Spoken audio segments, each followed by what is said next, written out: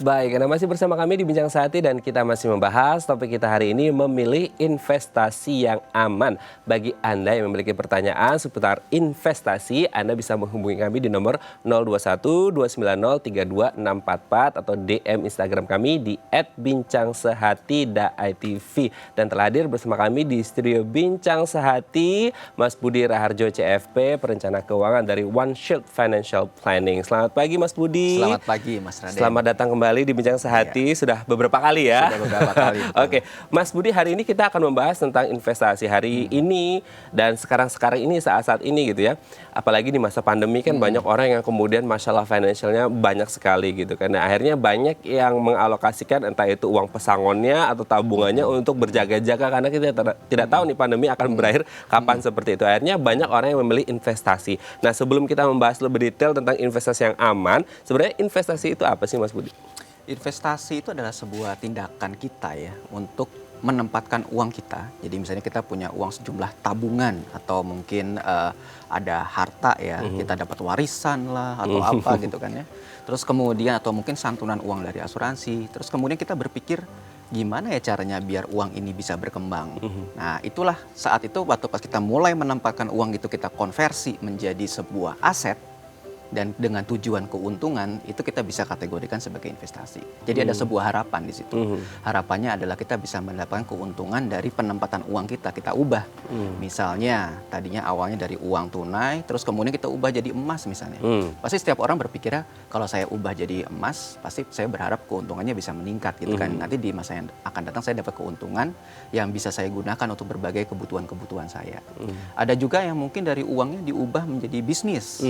Ya kan, dia mungkin jadi buka toko buat usaha kue kering, atau mungkin sekarang karena sedang pandemi banyak yang lagi usaha jualan sepeda, nggak ada kaitannya gitu ya. Itu laris banget itu kayaknya sekarang. Nah itu harapan kita untuk memiliki keuntungan itu kita konversi dari uang biasa, kemudian kita jadikan sebuah modal atau aset yang kita harapkan tadi ada keuntungan-keuntungan. Itu kita sebut sebagai tindakan-tindakan investasi. Gitu, Mas. Intinya untuk mengembangkan uang yang mereka miliki. Mengembangkan. Oke, tapi pertanyaannya adalah beda tidak sih investasi dengan menabung gitu? Nah, ini sebenarnya beda tipis ya, beda tipis. Kalau kita nabung pun kan kita sebenarnya juga dapat keuntungan. Dalam hal ini dalam bentuk bunga. Nah, tetapi kenapa kok kalau menabung seringkali tidak dikatakan sebagai sebuah upaya investasi? Apakah karena marginnya kecil? Iya, bisa dibilang gitu. Karena marginnya kecil dan kemudian juga kadang-kadang dipotong dengan biaya-biaya administrasi dan pajak. Jangan lupa gitu ya. Akhirnya bunganya tidak sebanding lurus. Tidak sebanding lurus gitu. Terus kemudian juga akhirnya nilai tukar kita di masa yang akan datang semakin tergerus karena ada efek inflasi. Jadi menabung itu seringkali tidak dikonotasikan dengan investasi meskipun ada keuntungan, tapi secara total return atau imbal hasilnya setelah dikurangi tadi dengan pajak, administrasi dan inflasi justru mungkin ya udah pas-pas aja gitu. Tapi bukan berarti menabung tidak ada gunanya. Kita perlu juga menabung. Kita menyediakan sebuah cash reserve istilahnya. Jadi sebuah cadangan tunai untuk sewaktu-waktu kita gunakan untuk pengeluaran yang tidak terduga atau mendadak gitu. Misalnya tiba-tiba harus memperbaiki rumah, tiba-tiba harus nambah beli. Ini kan waktu pas awal-awal bulan Maret ini ya, pas pandemi. Wah, tiba-tiba harus beli inilah pembersih semuanya, terus kemudian masker. Itu kan pengeluaran-pengeluaran tidak terduga sebagai persiapan untuk menghadapi masa-masa pandemi. Kita butuh cash reserve. Kalau kita semuanya dalam bentuk investasi, Anda harus cairkan dulu. Mau bentuk emas harus dijual dulu. Nah, itu. Kalau kita mau dalam bentuk reksadana harus dicairkan dulu. Belum kalau kita bentuknya saham, waktu pas pertama pandemi market saham langsung drop luar biasa, berarti kita merealisasikan kerugian gitu kan.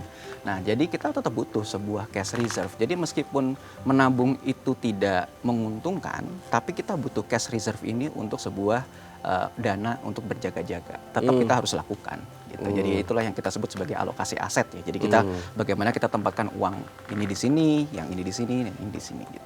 Oke, ada alokasi aset seperti itu. Nah, kalau kita berbicara berarti menabung ini secara tidak langsung menabung itu untuk yang cash flow harian gitu nggak sih, Mas? Iya, bisa begitu. Jadi kan karena dia tadi tabungan itu lebih banyak dalam bentuk tunai atau tabungan, dan sekarang juga mungkin dalam bentuk digital ya. Karena sekarang luar biasa nih perkembangan finansial semenjak ada digital ini Nggak pegang fisik nggak gitu ya? pegang fisik gitu, dan memungkinkan kita untuk melakukan transaksi cashless, tidak harus ada pertukaran barang, akan lebih aman juga. Nah, kita memang gunakan uang tunai atau cash reserve ini sebagai untuk transaksi seharian fungsinya. Tadi terus yang kedua tadi buat jaga-jaga tadi. Nggak mungkin tadi kita misalnya bayar sayur pakai logam mulia gitu. Saya nggak, itu kan nanti itu apa namanya? Oke. Jadi bingung tukang sayurnya gitu kan. Ya. Kembaliannya gimana Iya, nih iya, gitu kan.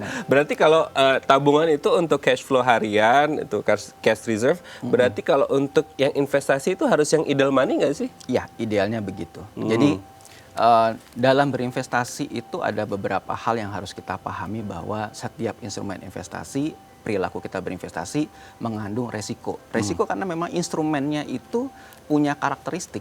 Sesuatu yang kita ubah nih, tadinya cash, kita mau usaha. Misalnya tadi mau jual kue kering, kita udah berikan tepung, gula, dan lain sebagainya. Kita sudah konversi menjadi kue. Ingat, kuenya ada tanggal kadaluarsanya, nggak mungkin kita simpan lama-lama gitu kan ya. Nah, terus kemudian ternyata kuenya nggak laku. Apa yang terjadi dengan modal yang kita gunakan? Akan tergerus. Nah, itu kita sebut sebagai resiko investasi. Awalnya tuh modal itu misalnya ada 500.000 misalnya gitu, tapi terus kemudian modalnya berkurang karena kita ternyata tidak pandai menawarkannya. Jadi akhirnya dari 500.000 cuma laku 100.000 misalnya. Kita rugi berapa? 400.000. Nah, itu termasuk dalam resiko investasi. Nah, resiko-resiko inilah yang perlu kita pahamin. Kita pahamin apa sih potensi keuntungan dan kerugian dari sebuah investasi. Kenapa kok disebut sebagai low risk low return, high risk high return? Ini adalah sebuah hukum utama dalam berinvestasi. Saat kita ingin melakukan investasi, kita harus memahami hukum alamnya seperti itu. Jadi kalau ada orang yang ditawarkan investasi keuntungan yang tinggi, tetapi tidak tidak ada resiko, kita justru jadi tanda tanya, kenapa tidak ada resikonya gitu kan. Nah, ini pasti perlu kita gali lebih lanjut gitu. Nah, kembali tadi ke masalah resiko investasi. Yang banyak terjadi sekarang itu orang berinvestasi karena sekedar sedang tren. Ya kan? Ikut-ikutan teman. Ikut-ikutan gitu kan. Karena ada orang lain berhasil, oh dia jualan sepeda kayaknya berhasil banget, sukses gitu kan. Terus dia borong sepeda semuanya gitu kan. Dia stok. Habis itu kok beda ya? Gitu. Saya sepeda ya jadi sepeda aja gitu kan. Kok nggak bisa jadi nilai tambah? Nggak jadi nilai tambah gitu. Oh, ternyata dia udah punya cara jualnya juga. Dia mungkin ikut klub sepeda, komunitas sepeda dan sebagainya. Ini kan perilaku investasi begitu kan. Nah, kita ingatkan dulu beberapa waktu yang lalu tuh ada investasi misalnya kayak batu akik misalnya gitu. Nah, itu gila itu ya kan? harganya. Nah, itu kan tiba-tiba harganya naik. Karena semua orang tiba-tiba latah ingin menempatkan uangnya di batu akik, harganya naik. Tapi begitu trennya turun, ya harganya akan kembali seperti semula gitu. Nah, kita juga harus membedakan jadi antara perilaku berinvestasi dengan berspekulasi. Nah, itu dia. Itu. Jadi kita harus tahu, kalau kita ternyata tidak memahami kenapa sih ini kok batu akik bisa harganya naik dan turun, berarti kita tidak punya knowledge-nya atau tidak punya pengetahuannya kan tentang hal ini gitu. Nah, itu berarti kita bisa cenderung berarti kita tebak-tebakan sebenarnya, bukan melakukan investasi. Iya gitu. Nah, itulah yang banyak menimbulkan kerugian karena investasi yang ikut-ikutan. Terus kemudian ada lagi investasi yang membuat kerugian tuh kalau kita kehilangan akar rasional kita. Nah, banyak terjadi misalnya orang yang menjelang pensiun, ya masa persiapan pensiun, dapat uang pesangon gitu kan, terus kemudian dia pingin menyambung hidupnya ini dengan bagaimana. Nah, terus kemudian semua peluang-peluang investasi dan usaha itu semuanya dia survei kan, survei. Tapi terus kemudian waktu pas mengambil keputusan kurang diikuti dengan analisa yang lebih mendalam, atau karena juga bisa jadi karena tidak mendalamnya itu karena ada tekanan ya, wah harus survive nih, harus survive, timbul yang disebut sebagai financial stress. Nah, saat financial stress itu kita kemudian kehilangan akal pikiran kita untuk lebih berhati-hati dalam mengelola uang kita. Misalnya tiba-tiba ada penawaran. Kalau investasi di sini tiap bulan Anda bisa dapat keuntungan 10% loh gitu kan. Misalnya gitu ya. Oke, berarti kalau saya punya uang 100 juta bisa dapat 10 juta. Cukuplah buat kehidupan sehari-hari gitu kan. Gimana caranya bla bla bla bla. Nah, apa yang terjadi ternyata setelah dilaksanakan ternyata tidak semudah itu mendapatkan keuntungan 10%. Bukannya berujung kepada keuntungan, tapi justru malah berujung kepada kebuntungan. Karena segera tergiur dengan efek iming-iming keuntungan besar. Nah itu, cuma kan kita juga masyarakat mungkin bingung ya, keuntungan besar sama kecil itu seberapa sih? Nah itu range-nya berapa Range-nya persen berapa gitu ya sih, yang gitu yang kan. normal atau wajar Ya, ya. ya, Oh, ya. Oke, sebelum kita membahas range normalnya di angka berapa, kita sudah ada di Instagram, Mas Budi. Oke. Kita coba baca terlebih dahulu di layar. Dari @Ricky Chang, umur saya 21 tahun, saat ini mulai usaha bersama teman. Modal usaha berasal dari tabungan. Saya ingin coba berinvestasi reksadana. Apakah kalau mau memulai investasi harus memiliki uang yang banyak? Nah ini reksadana. Dan dia mau nanya, kalau mau mulai investasi harus punya uang banyak? Enggak benar gitu ya, enggak harus gitu ya, Nggak nggak harus punya uang banyak. Kenapa? Sekarang investasi itu bisa dimulai dari bahkan uang saku gitu ya. Jadi maksud saya uang saku bisa mulai dari 100.000 bisa, ya kan. Bahkan dengan adanya inovasi digital saat ini, anak saya pun sudah saya ajarkan berinvestasi yang pakai uang jajannya dia sendiri hanya sebesar 10.000 gitu ya. Itu sudah bisa dilakukan. Jadi tidak selalu harus butuh uang besar, tidak seperti zaman dulu lagi. Artinya setiap orang saat ini bisa menyesuaikan kemampuannya dia untuk berinvestasi. Yang harus diperhatikan bukan besar dan kecilnya uangnya, tetapi yang harus diperhatikan adalah bagaimana rencana investasinya. Nah itu Karena planning dari awalnya ya. dari awalnya gitu. Jadi sebenarnya rencananya penempatan sebagai instrumen ini kan instrumen ya. Reksadana itu adalah instrumen, sebuah kendaraan untuk mencapai tujuan gitu. Nah, kenapa dia harus milih reksadana? Pertanyaan saya akan di situ gitu. Kenapa gitu? Apakah ada sebuah tujuannya? Terus kemudian apakah dia punya kemampuan di sana dan punya keahliannya? Supaya apa? Supaya selamat sampai di tujuan. Karena penting sekali waktu kita berinvestasi, keberhasilan investasi kita itu bisa terukur. Meskipun dalam perjalanannya bisa ada gejolak dan sebagainya, tapi paling tidak kita bisa mengukur seberapa jauh sih gejolak-gejolaknya gitu. Ini memilih instrumen investasi ini seperti kita memilih kendaraan menuju tujuan. Misalnya saya dari Jakarta mau ke Surabaya. Pertanyaan saya adalah saya sudah menentukan tujuannya, saya mau ke Surabaya. Jaraknya anggaplah sekitar 800 kilo gitu misalnya gitu. Nah, terus kemudian ada berbagai pilihan. Ya kan, kendaraan, moda transportasi, ada kereta, ada pesawat terbang, ada pilih kendaraan sendiri, mungkin nyetir sendiri dan sebagainya. Nah, sama milih instrumen investasi pun juga kita harus tahu kita budgetnya berapa gitu. Satu, berarti kan kita pilih. Kalau misalnya tadi saya punyanya uang biar bisa diinvestasikan tiap bulan, yang wajar itu 100.000, tapi saya ingin investasi properti. Nah, saat ini belum ada instrumennya gitu. Contohnya kecuali $100.000 ya. Iya, itu $100.000 beda ya kan. Nah, terus kemudian dari situ kita harus tahu dulu, kita tujuan udah, kita tahu kemampuan kita. Kemudian yang berikutnya, saya kayaknya kalau biar murah, saya ini dia bawa kendaraan sendiri. Terus pertanyaan berikutnya, oke, bawa kendaraan sendiri. Punya kendaraannya?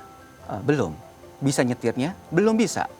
Nah, jadi kan ini kan kendaraan, oke, berarti kalau belum bisa kan Anda berarti harus naik kendaraan yang disetirin orang. Nah itu.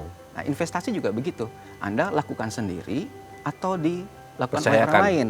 Nah, reksadana adalah sebuah instrumen yang memungkinkan kita berinvestasi tanpa harus melakukan sendiri. Misalnya kita tidak tahu saham, kita tidak tahu pasar modal, kita tidak tahu obligasi bagaimana. Itu kita bisa titipkan kepada si manajer investasi untuk kemudian dikelola. Nah, tadi kemudian kita pilih lagi kan kendaraannya. Oke, kalau gitu saya pilih kendaraan umum, bisa pesawat, bisa kereta, ya kan, atau bis. Memang keluar modal dikit tapi selamat Ya. gitu ya. Selamatnya pilih lagi kan? Ya enggak? Pilih lagi kalau misalnya pesawat, maskapainya yang mana. Nah, jadi itu ada Sub-subnya banyak ya? sub-subnya lagi. Jadi misalnya pilih kendaraan setiap orang pun juga kemudian yang berikutnya punya style yang beda-beda. Naik bis ya, misalnya saya pilih naik bis deh.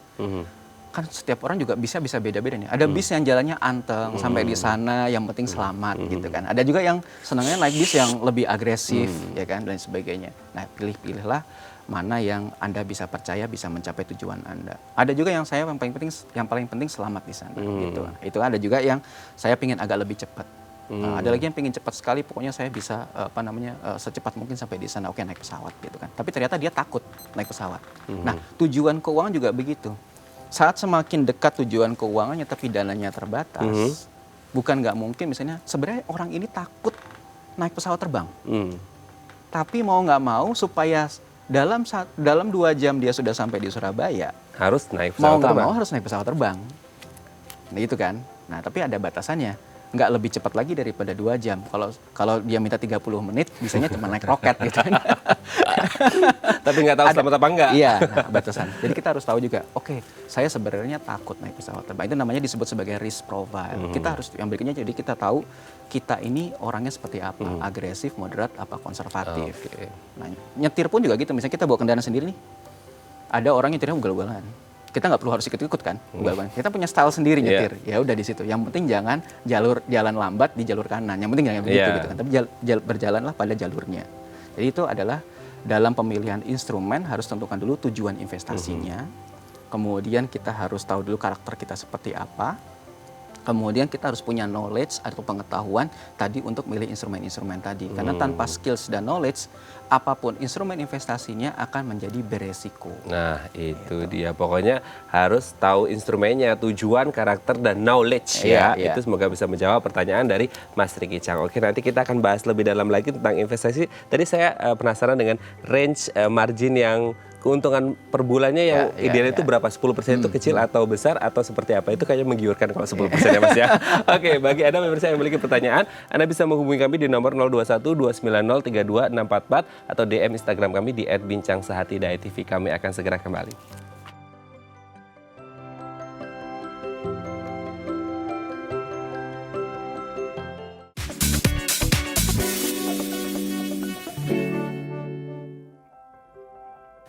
Baik, Anda masih bersama kami di Bincang Sehati dan kita masih membahas topik kita hari ini, memilih investasi yang aman. Bagi Anda yang memiliki pertanyaan, Anda bisa menghubungi kami di nomor 021 290 32644 atau di Instagram kami di @bincangsehati.tv. Masih bersama kita semuanya, Mas Budi Raharjo CFP, perencana keuangan dari One Shield Financial Planning. Mas Budi, tadi kan di segmen sebelumnya kita sudah membahas ada instrumen-instrumennya gitu kan, sarananya, entah itu seperti busnya, keretanya, atau pesawat terbangnya, atau mau nyetir sendiri gitu.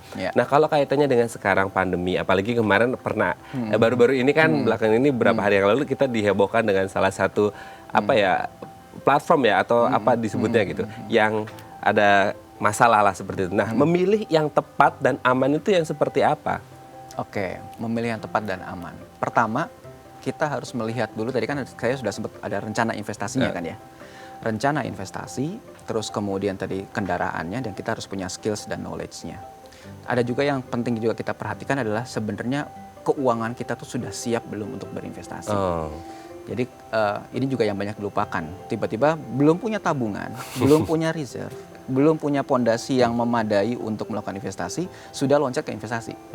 Karena tadi kan investasi kan bisa up and down ya, bisa fluktuatif, bisa harapan tidak sesuai dengan ekspektasi gitu ya, hasilnya gitu ya, realitanya tidak sesuai dengan ekspektasinya dan sebagainya. Sehingga kita perlu persiapkan kaki-kakinya. Contohnya tadi dana cash reserve, kemudian asuransi kesehatan aja misalnya. Jadi jangan sampai nanti waktu pas ternyata butuh uang buat kesehatan, kita harus pecahin tabungan atau investasi kita yang untuk tujuan masa depan. Nah, itu nggak boleh ya, posnya beda ya. Posnya beda gitu. Jadi kita harus reserve ini dulu gitu. Kemudian juga mungkin untuk yang keluarga harus punya dana darurat. Jadi kesiapan keuangannya. Terus mungkin bisa juga belum siap berinvestasi karena cicilannya kebanyakan, ya kan? Jadi misalnya, udah habis sebenarnya tapi dipaksa-paksain gitu kan ya. Bukan berarti nggak boleh, karena orang boleh memilih dia lifestyle-nya di mana. Tapi tadi pondasinya harus dikuatin dulu, tadi yang tadi ada cash reserve, kemudian asuransi, ya kan? Itu kesehatan dan kemudian jiwa, itu menjadi pondasinya supaya keuangan kita aman. Nah, berikutnya juga kita melihat ekspektasi kita terhadap penghasilan kita. Kalau orang punya penghasilan yang mungkin sangat tidak mungkin untuk mengalami goncangan, meskipun situasi krisis atau gimana, dia tidak mengalami goncangan, orang-orang seperti ini sebenarnya bisa lebih confident untuk berinvestasi di instrumen yang lebih agresif, ya kan? Tapi kalau misalnya nanti kalau ada situasi kondisi ekonomi bagus sih, penghasilan saya bisa naik banget. Misalnya ini biasanya entrepreneur ya, pengusaha gitu. Waktu pas saya lagi ekonominya bagus, dia juga boost gitu, naik gitu ya. Tapi waktu pas ekonominya lagi sedang down, dia pun juga bisa berhenti penghasilannya dia. Nah, ini orang-orang seperti ini butuh likuiditas yang lebih panjang, ya. Sehingga waktu pas dia berinvestasi juga harus memperhatikan likuiditasnya tadi nih ya, pakai cash reserve-nya, dan kemudian berapa yang harus dia sisihkan. Jadi kesiapan dari pondasi keuangannya ini perlu diperhatikan sekali. sebelum kemudian masuk ke investasi. Nah, berikutnya adalah menyusun ekspektasi keuntungan yang tepat juga gitu. Kita harus membedakan antara waktu pas kita berinvestasi melakukan akumulasi untuk jangka panjang untuk tujuan, misalnya buat nyekolahin anak, ya kan, terus kemudian buat pensiun misalnya, atau mungkin buat dana DP membeli rumah dan sebagainya, dengan money generating. Itu tadi kan saya sempat bicara ya, misalnya 1 bulan ada sebuah investasi yang bisa menghasilkan 10%. Nah, logika kalau buat orang awam, oh ada ya gitu kan. Kalau buat saya ada, tapi itu bisnis gitu kan. Misalnya kita tadi usaha kue kering. Keuntungannya 10% dari modal yang kita ini. Nah, itu kan berarti 10%. Kalau kita ingin dapat keuntungan cukup untuk kehidupan kita 1 juta gitu ya. Nah, berarti kita harus menjual 10 juta dari kue keringnya. Jadi itu lebih banyak aktif involvement atau keterlibatan kita untuk bisa menghasilkan keuntungan. Tapi kalau kita bicara akumulasi ini kan kita pasif ya. Kita hanya meletakkan ini kepada sebuah instrumen. Nah, kita harus mengikuti hukum tadi, low risk low return, high risk high return. Bahkan tadi yang bisnis pun bisa low risk low return, high risk high return. Kalau saya nggak pengen 10% keuntungannya di kue ini, saya pengen keuntungannya 100%. Oke, berarti kue yang biasanya dijual 10.000 jadi dijual 20.000. Padahal di luar sana banyak kue serupa harga 10.000 doang gitu kan. Nah, berarti kita harus ngapain?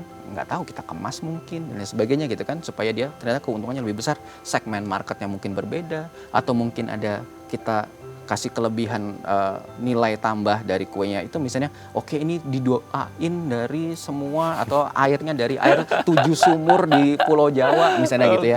Nah, itu tuh hal-hal seperti itu tentunya berarti kan kita ada effort tambahannya. Nah, tapi kalau kita pasif, low risk, apa sih low risk? Low risk itu sebenarnya kalau secara sederhananya kita bisa lihat bahwa kalau kita naruh uang kita di bank, di tabungan, itu low risk. Ada keuntungannya pasti dalam bentuk bunga, dan uang yang kita tempatkan di situ pun juga tetap kan gitu. Kalau kita mau tarik ya nilainya segitu, tidak mengalami kenaikan atau penurunan. Jadi kita bisa patokan, jadikan sebuah patokan bahwa bunga bank setahun misalnya deposito gitu, itu sebagai instrumen yang low risk, bahkan hampir risk free selama nilai uang yang kita tempatkan di bank tersebut masih dalam jaminan LPS, lembaga penjamin simpanan, yang biasanya sampai dengan 2 miliar. Dan syarat kedua adalah bunganya pun itu tidak melebihi suku bunga penjaminan, kita bilang itu. Nah, itu parameter pertama. Jadi apapun instrumen yang memberikan keuntungan lebih dari bunga deposito, ini acuan gampang aja ya gitu ya. Maka itu berarti sudah ada resikonya. Kalau dia setahun bunga deposito 5%, berarti di atas 5% itu sudah mengandung resiko, Mas. Iya. Tinggal kita harus dijelaskan, apa sih resikonya? Contoh kita misalnya agak sedikit naik ya instrumen investasinya untuk akumulasi tadi, misalnya kita ambil obligasi. Nah, kan sekarang ada obligasi ori yang buat masyarakat retail bisa beli ya gitu ya. Terus kemudian ada sukuk retail, ada SBR dan sebagainya. Nah, itu bunganya di atas deposito tuh. Ya, sekitar 6%, 6,8, bunganya pun pajak bunganya pun cuma 15% gitu kan. Nah, itu udah di atas deposito. Itu berarti kan resikonya apa? Resikonya adalah pertama likuiditas. Kalau deposito kan mungkin sebulan, 3 bulan, 6 bulan gitu kan. Nah, ini resikonya apa? Resikonya kita harus hold uang kita ini dalam lebih dari setahun. Ya, ada yang 2 tahun, ada yang 3 tahun, lebih lama kan.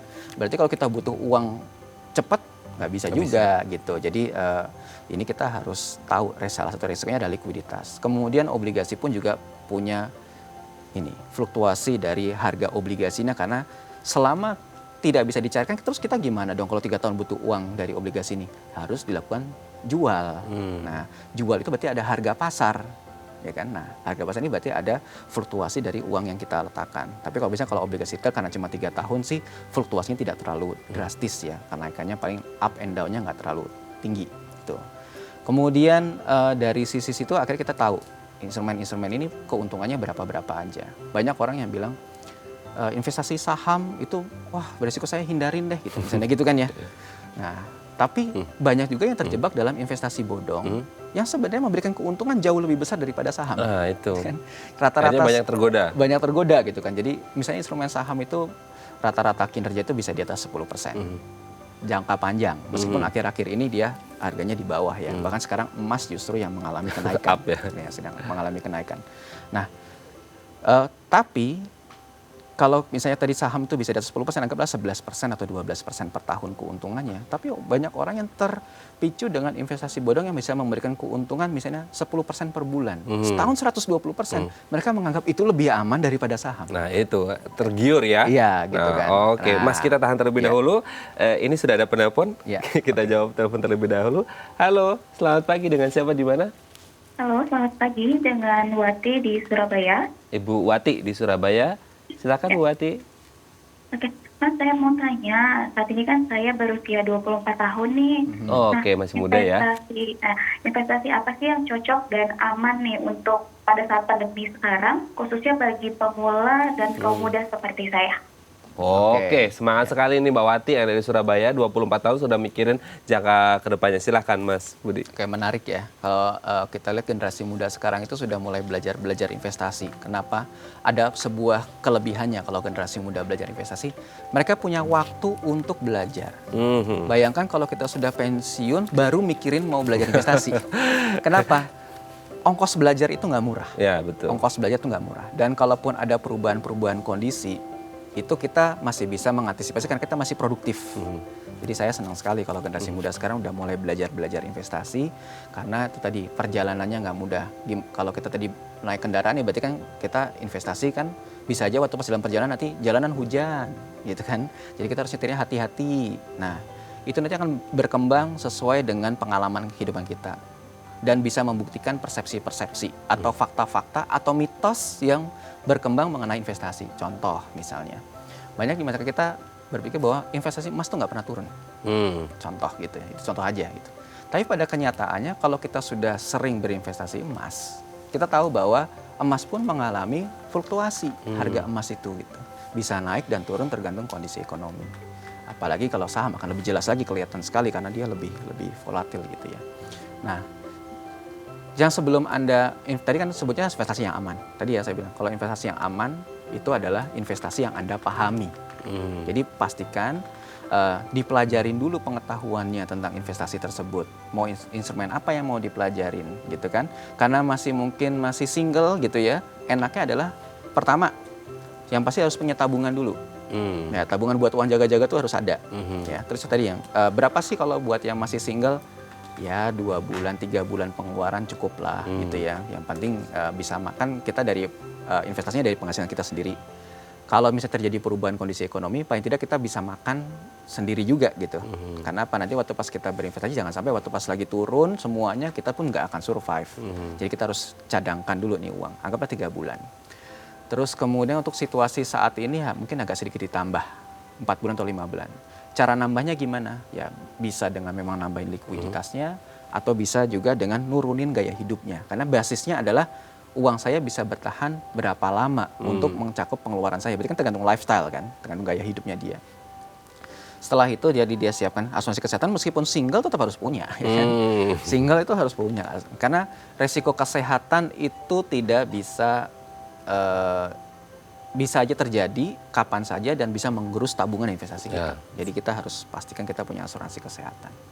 Entah itu minimal BPJS, kalaupun punya kelebihan kita bisa asuransi komersial gitu ya. Terus kemudian barulah kita pilih nih instrumen investasinya. Oke, pertama kenalin diri dulu. Saya ini orangnya agresif, konservatif atau moderat. Supaya jangan deg-degan waktu pas kita lagi investasi gitu kan ya. Banyak kok questionnaire di internet yang bisa kita gunakan gitu. Jadi klik aja langsung risk profile, langsung cek gitu ya. Kita langsung bisa cari-cari, kemudian kita dapat risk profile-nya. Kemudian yang kedua, setelah dapat tentukan tujuannya. Buat berapa lama nih investasinya? 5 tahun, 6 tahun, 7 tahun. Yang ketiga, baru pilih kendaraannya yang tepat atau sesuai untuk kita pelajari. Nah, itu juga harus pikirannya gitu. Belajarnya lebih mendalam lagi sebelum menentukan instrumennya ya. Oke, baik.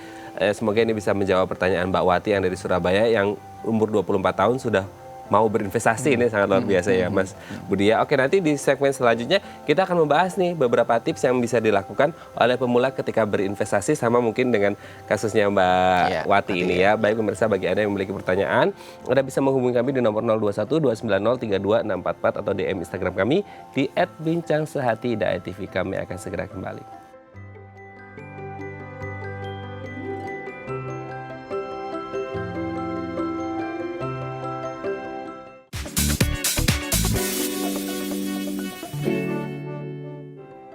Baik, Anda masih bersama kami di Bincang Sehati dan kita masih membahas topik kita hari ini memilih investasi yang aman. Dan di segmen terakhir ini kita akan membahas beberapa tips yang bisa dilakukan oleh pemula ketika akan berinvestasi. Jadi bisa belajar ya dari sini ya. Oke, Mas Budi, kita akan membahas beberapa investasi yang bisa dilakukan oleh para pemula nih, investor pemula gitu maksudnya. Kita lihat yang pertama. Investasi reksadana. Nah, ini gimana nih? Ya, reksadana itu adalah sebuah kumpulan investor ya, kemudian ada manajer investasi dalamnya. Dan yang menariknya dari reksadana untuk pemula, mereka itu terbagi ada 4 jenis reksadana. Dari yang mulai risiko rendah sampai risiko tinggi. Ada reksadana pasar uang, itu penempatannya biasanya di deposito. Kemudian ada reksadana pendapatan tetap, itu obligasi. Sampai yang risiko tinggi saham. Ada juga yang mix. Sehingga memang kalau untuk investor pemula yang sudah ingin berinvestasi di pasar modal, tetapi khawatir tidak punya pengetahuannya dan sebagainya, akan lebih mudah mempelajari reksadana. Ingat, harus dipelajari. Lebih mudah mempelajari reksadana. Nah, itu mempelajari reksadana. Ya, oke. Kita lanjut ke yang kedua. Investasi saham. Nah, ini juga saham-saham. Ini banyak orang yang kayaknya tertarik untuk ikutan saham. Ya. Investasi saham berarti kita akan menjadi bagian dari bisnis yang kita beli gitu kan ya. Jadi kita memiliki kepemilikan dari saham perusahaan tersebut. Nah, investasi saham ini tentunya membutuhkan keahlian analisa saham tersebut gitu ya. Jadi mulai analisa fundamental sampai dengan analisa teknikal gitu.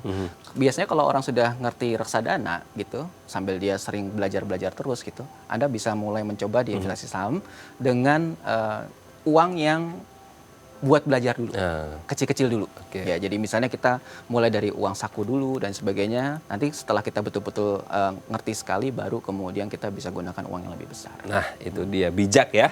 Oke, lanjut investasi emas. Nah, ini yang lagi happening nih. Iya.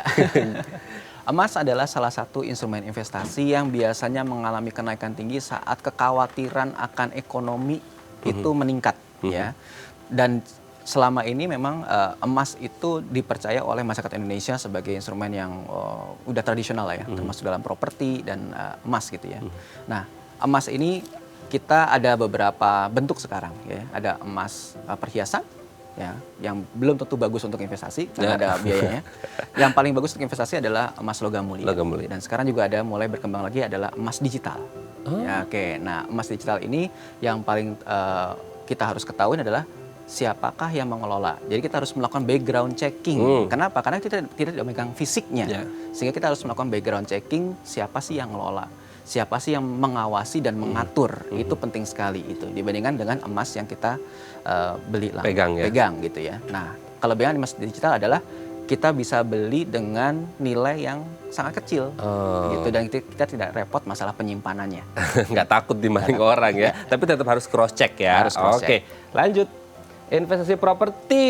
Oke, investasi properti sampai saat ini hanya bisa dilakukan oleh orang-orang yang punya uang besar. Gitu. Jadi kalau untuk investor pemula gitu, apa yang bisa dilakukan dengan investasi properti? Ya harus siapin uang yang besar sekali gitu ya, untuk bisa berinvestasi properti.